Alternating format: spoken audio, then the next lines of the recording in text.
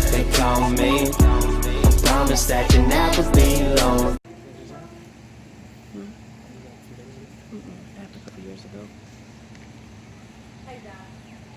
My son can't go to bed. I was trying to prepare myself because, like you said, I'm trying to get out, so I have to read this. When I was 8 years old, on the day of December the 8th, to be exact, my middle brother, Billy Joe Johnson Jr., was murdered in Lucedale, Mississippi. My family was told he committed suicide and we had no real answer. Imagine being woke up out your sleep from your big brother, the one who always showed you tough love, just to give you his cross necklace, a kiss on your forehead, and to hug you for 5 long minutes. If you knew us growing up, then y'all knew how much I appreciated that last hug. I'll do anything to replay those 5 minutes, or any minutes with him. Imagine not having any distance with him at all. Imagine having to sleep in his room every single night, telling yourself that my brother is already in the NFL. He'll come home soon. I know I'll get his text. I know he'll call. I'm 21 now, guys, and I still have to tell myself that just to get by. My mama left this world only wanting justice for her baby. It's 11 going on 12 years with still no justice and still no peace. So I agree with the protest. I agree with certain points of the riot. I agree with being angry and voicing it. We protested and we still didn't get any answers. Forming and making your voice heard is the key.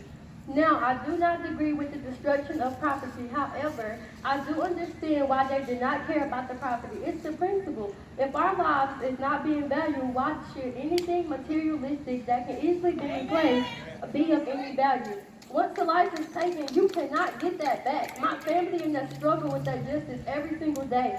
That hurt, that pain. Only justice will heal our heart a little, but my best friend will never come back. So y'all, please try to understand where these people are coming from instead of trying to counter with the argument to be right. I honestly don't want to be right. I just want to be understood. Now you can take that and do whatever you please with it, but I'll fight with anybody under the sun when it comes down to human rights. A lot of things isn't right about this situation, and it's showing me where a lot of people's morals lie. It shows me that most people are living in a time where African Americans didn't have any freedom. Most people didn't understand what the terms mean being black. Most people doesn't know what it's like waking up being an African American. I just want our stories to be heard, not to be disrespected, and for people to give us the same respect that we're forced to give them. But there's a God, so all I can do is pray. I'm going to end my speech with a quote from Dr. Martin Luther King Jr. We all may have come on different ships, but now we're on the same boat. Say his name with me, you guys. Billy Joe! Billy Joe Johnson. Say his name! Billy Joe Johnson. Say his name! Billy Joe Johnson. Thank y'all.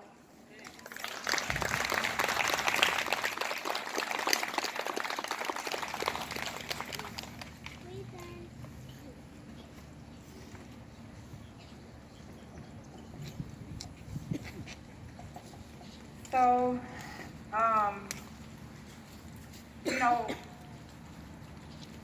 last night or this morning, I didn't go to bed until about 4 o'clock this morning. I literally tossed and turned, trying to figure out what to say, or if I'm supposed to say anything at all. And,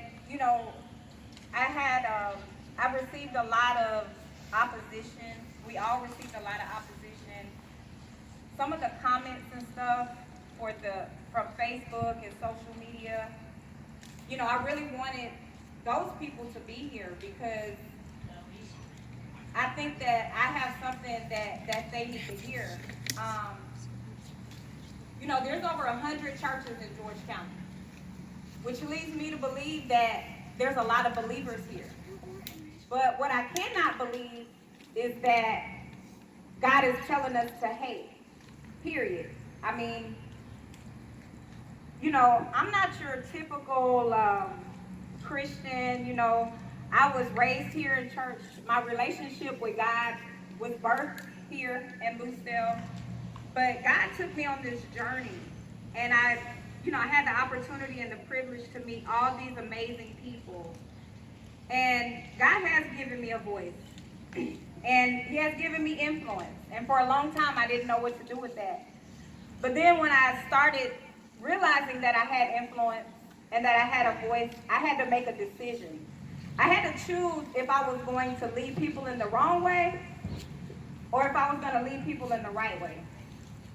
Now, for a long time, I did neither. I just kind of lived my own life. But when you're in a position, no matter who you are, and you have influence, you have to be really, really careful, especially when you confess faith, saying, you know, I'm a Christian, I'm this, I'm that. I think sometimes we just say that as a defense mechanism. And I look around the world and all I see is chaos. I see hate. You know, I hear people say, well, and I'm just going to be 100% honest. You know, I hear people say things, well, all lives matter. I agree. All lives matter. And Sarissa, we were in that 2.5-hour meeting for this, and I think she's probably given me the best definition. I used to say all lives matter too. But then this recent situation, it really woke me up. I have an 18-year-old son. He's a black man. He graduated this year, and he's moving to Michigan. He's going to go play soccer, and the fear in my heart for his life, just driving around, it's real. It's real. It's not an act. It's real.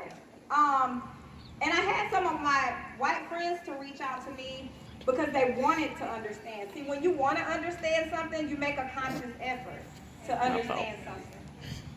And Sarissa told me this. She said, Zula, the best definition about Black Lives Matter, if you have 4 kids and one of your kids is sick, who are you going to give your attention to? All 4 of the kids or the sick child? For years and years and years, the black community has been oppressed and suppressed, and you know, there's been so much that has been going on. And I'm not going to sit here and point the finger and say that it's somebody else's responsibility, but I think that if we can just take a collective effort, and if we can all just really check our hearts and check our minds and check our souls and check our relationships with God, a lot of the things that come out of our mouth, it wouldn't come out.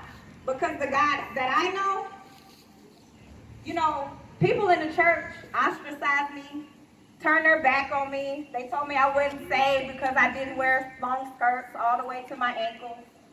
But I know that I know God.